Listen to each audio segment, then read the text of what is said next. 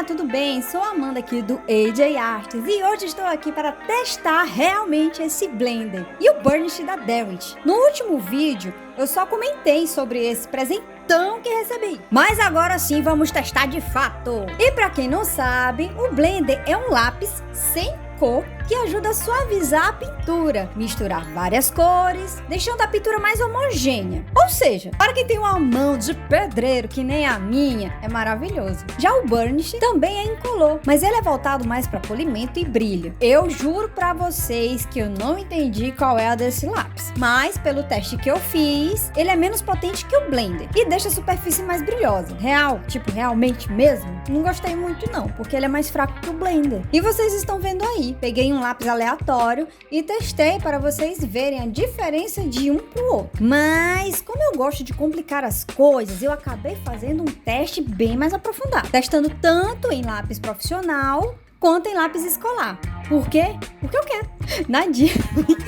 Fiz isso tanto pela curiosidade em saber se ele funciona para todos os lápis que tenho, quanto pela sua desenvoltura em todos. E esse vídeo também vai te ajudar caso você queira adquiri-lo. E tem um link na descrição desse vídeo para você conferir esse e muitos outros materiais de desenho que separei em uma listinha maravilhosa para vocês.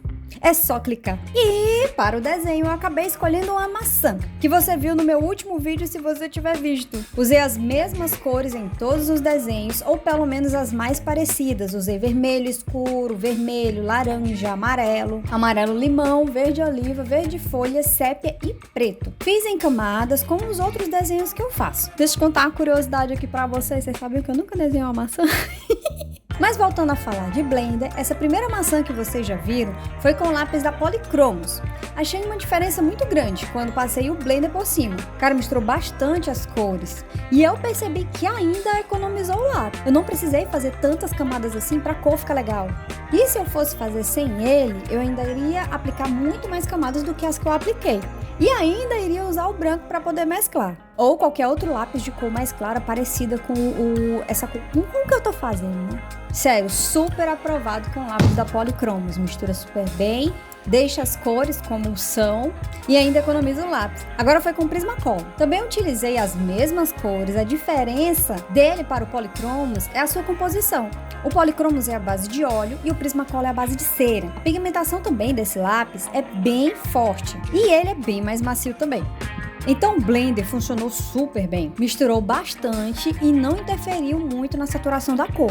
Eu adorei! Ele também tirou o excesso de lápis que fica quando você passa a cor muitas vezes no mesmo local. Prismacolor também, super aprovo. Agora eu testei com o lápis da Lira Germany, da linha Rembrandt. São lápis alemães à base de óleo. Eu acho eles mais secos que o da Polychromos, mas adoro a pigmentação.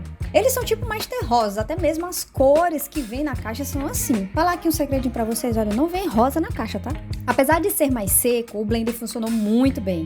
Até melhor do que o próprio blender que vem na caixa. E um ponto a mais para as cores desse lápis, que eu acho mais reais do que todos os outros lápis que eu já testei. Ou porque eu não sei, mas eu acho um pouco mais real. Blender, aprovado!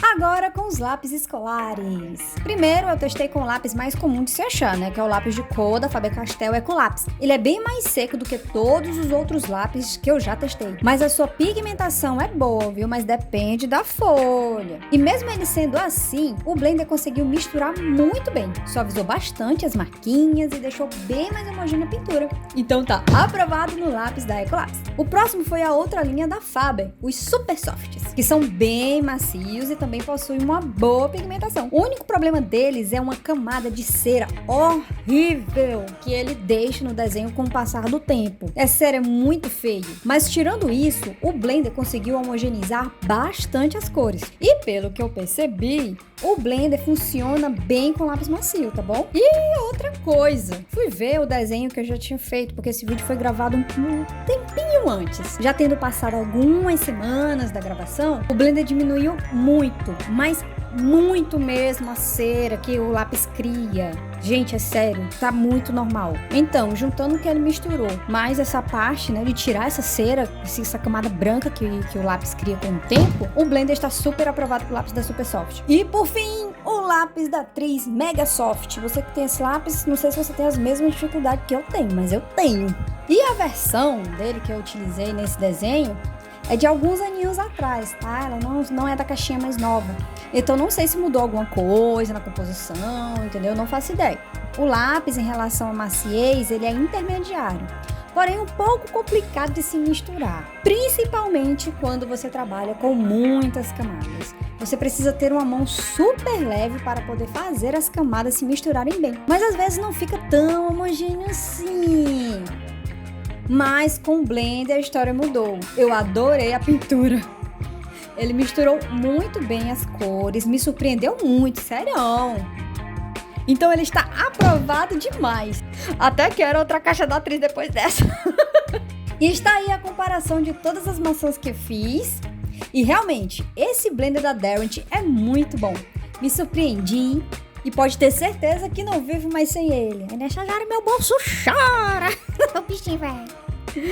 Enfim, espero que tenham gostado do vídeo e que ele tenha te ajudado de alguma forma também. Um cheiro no cangote e até a próxima. Bye!